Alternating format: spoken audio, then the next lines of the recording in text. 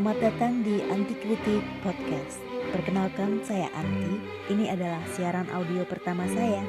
Di podcast ini rencananya akan ada beberapa segmen untuk membahas tema-tema tertentu yang hanya ada di pikiran dan imajinasi kita. I'm not forcing you to listen to this guys, karena kedepannya akan banyak pembicaraan yang gak jelas, ngalor ngidul dan mungkin gak guna bagi beberapa dari kalian. By the way, segmen pertama yang akan saya bawakan namanya Anti-Speak, yang mana berisi opini anti-mainstream, pemikiran out of the box, atau berupa statement brutal ala anti-kritik. Kali ini kita akan membahas tentang anti-kritik. Kenapa anti-kritik itu perlu? Ya, alasan pertama, coba bayangkan, apa jadinya jika semua orang di dunia ini menerima kritik dan langsung ngikut aja saran dari kritikan-kritikan itu. Semuanya diikutin. Misal nih ya, ada 100 orang dengan 100 kepala beda, otomatis 100 idenya beda. Pola pikir mereka pun pasti beda juga, karena latar belakang orang-orang itu beda semua. Kritikan pada satu masalah pasti yang dibahas beda-beda. Sekarang gimana caranya ngikutin kritikan dari 100 orang yang warna-warni itu? Tapi aku kan gak ngikutin, aku cuma dengerin doang, biar kesannya sopan. Ada yang mulai bohong dong atas nama tata krama. Kamu gak mesti selalu ikut nimbrung kok guys. Kalau memang pembicaraannya gak cocok atau saran gak dirasa penting untuk kemajuan kamu, ya tinggalin aja. Hindari aja orang-orang itu. Terlalu banyak mendengar suara dan komentar beragam kadang bikin kamu susah untuk fokus. Alasan kedua, iya kalau orang yang mengkritik sudah ahli dalam masalah terkait, sudah expert di bidangnya, atau sudah berpengalaman, oke aja. Tapi kalau enggak, gimana dong? Ini tuh ibaratnya orang yang gak bisa berenang nyelamatin orang yang tenggelam. Ya dua-duanya bisa aja kelelep kali. By the way, suka mikir gak sih kenapa ya di negeri ini yang paling banyak bicara seringkali malah yang paling banyak gak taunya? Ya kayak di mana-mana gitu. Hati-hati sama orang yang berasa dirinya paling pintar dan paling tahu segalanya. They gonna drive your mind guys. Mereka akan semakin berusaha.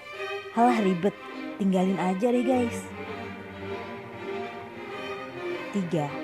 Kalau orang yang cuma bisa bacot, gak ngerti apa-apa, yang notabene bacotan itu gratis, dan merasa pintar dengan mengkritik atau mencari-cari kesalahan orang lain, pada hakikatnya itu semua gak bikin permasalahan selesai.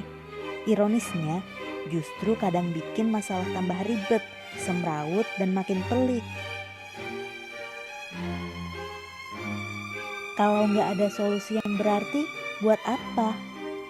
Meski mereka ngasih solusi pun belum tentu solusi bisa dipakai kan?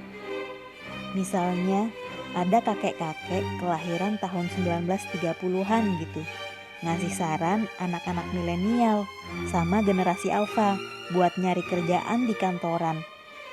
Maksudnya sih biar praktis, gak usah susah-susah usaha ini itu. Kata dia, udah yang paling bener. Persepsinya jelas beda, udah jauh kena gap perbedaan zaman. You know what I mean? Walaupun orang-orang tersebut pernah berpengalaman dengan masalah sama, belum tentu bisa diselesaikan dengan solusi yang sama juga pada momentum yang beda. Karena balik lagi guys, soal sudut pandang, soal waktu, situasi, kondisi, subjek, predikat, objek, keterangan. Yang paling penting, ingat untuk menyaring apapun yang harus diterima dan gak harus kita terima dong. Oke, alasan keempat kenapa anti kritik sering kali diperlukan. Gak semua kritik itu membangun loh. Ada orang-orang tertentu di luar sana, sebagian orang bahkan, yang mengkritik kamu cuma untuk menjatuhkanmu. Yap, mungkin mereka iri, dengki, atau merasa tersaingi. Dan salah satu cara dia membuat kamu tampak tolol di depan orang-orang banyak, ya dengan menjatuhkanmu. Sesimpel itu. Gak suka aja, dengki doang doi. Buat saya pribadi, orang-orang jenis ini serahin ke Tuhan aja deh. Lepasin ke alam semesta. Mau diapain kek, dikubur hidup-hidup kek, dibikin burik kek, dibikin jadi cemilan usus gitu.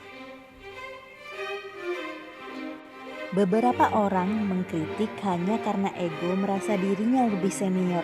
Ego ini muncul ke permukaan saat melihat kita yang biasanya lebih muda melakukan hal yang dia anggap janggal, atau menurut dia apa yang kita lakukan adalah kesalahan di mata masyarakat.